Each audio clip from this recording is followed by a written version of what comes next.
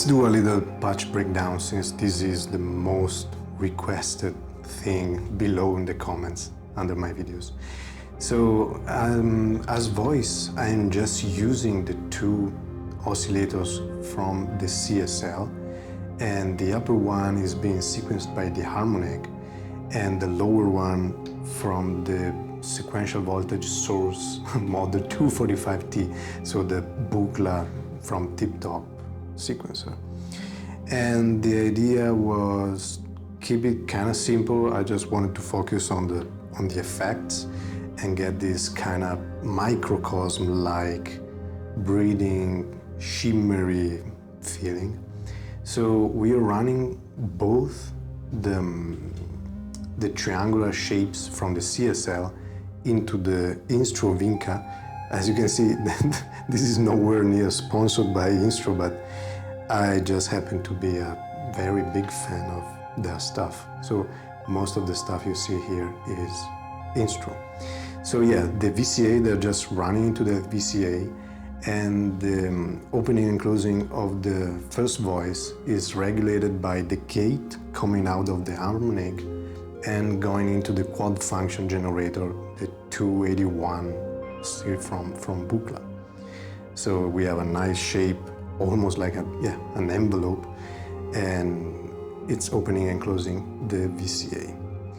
The two sequencers are running at different speeds, different times, and that was kind of the point of waves coming and going. All right, so we have just a little bit of patching from the oct, still from Instruo, going to the inversion. And I just use this mostly as a octave switch, because obviously with just one pitch output, there isn't much inversion to do. The signal going into the harmonic is coming from the source of uncertainty, and we're gonna see the upper half of the case in a minute. And some of the few things just going on here is just, it's just the 1F from Instruo here, we can see that. And this is just acting as an attenuator for the random voltage that is going into the repeats, into the feedback of the magneto that we're gonna see in the upper half of the case. This is the upper half of the case, and as I said, the fun starts here. But still is kind of straightforward. We are getting the two voices, one on left, one on right, and those are the two oscillators from the Cs-L. And they're going into the magneto in shift mode. And these are kind of transposed. So this is actually where the pitch is coming from. Is not mostly, for the most part, is not the shimmer from the Starlab. It is the shift function from the magneto.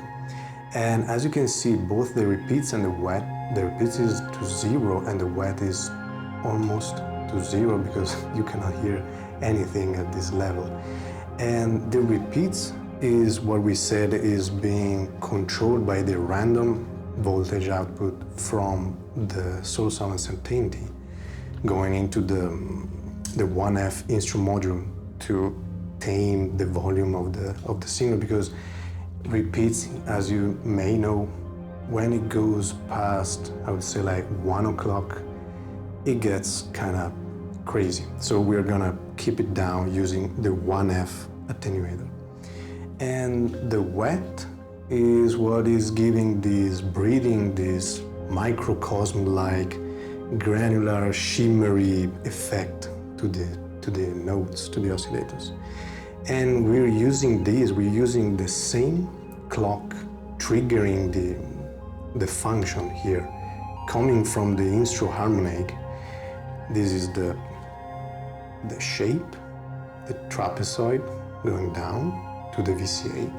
But this is the trigger, and this trigger is triggering another function, and this trapezoid is controlling the wet level of the magneto. So we get like note, opening the VCA, and then bloom of notes, of sparks, of shimmery notes from the magneto.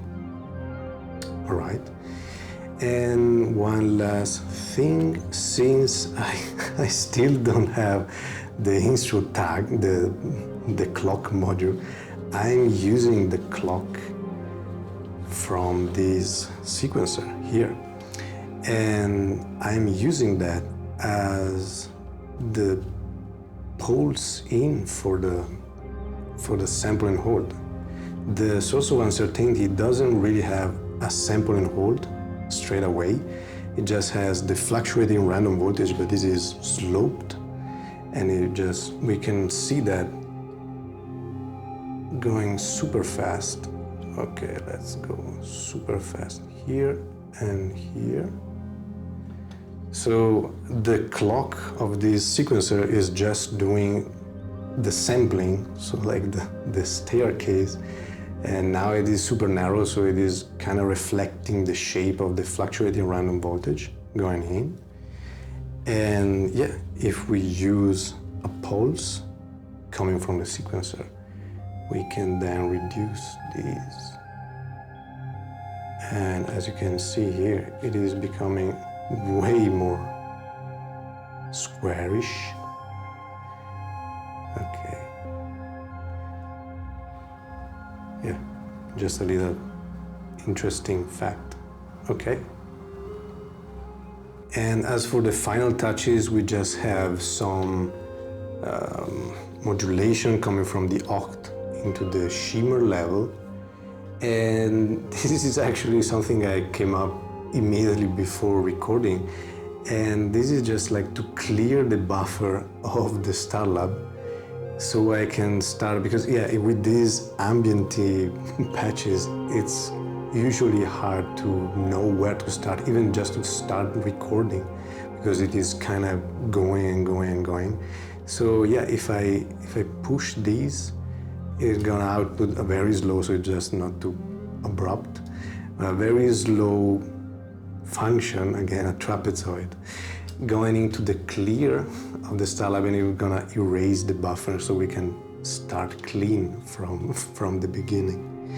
And apart from that, I would say we're kind of over. Yeah, we have the first output, this is what we are watching, and an alternative output just from the sample and hold going into the position of the sequencer. So like I tune this by hand using the tuner inside the Mordax data, and yeah, it's kind of convenient with the Buchla sequencer because it goes from 0 to 10 volt. So we just have to tune the lower node we want on the oscillators we chose, and then yeah, proceed very carefully, because yeah, 10 volt is a lot of range, very carefully tuned by hand. As you can see, yeah, this is more than 1 octave, and the position looks almost the same for all of them. Okay, that's it, and yeah, enjoy the music.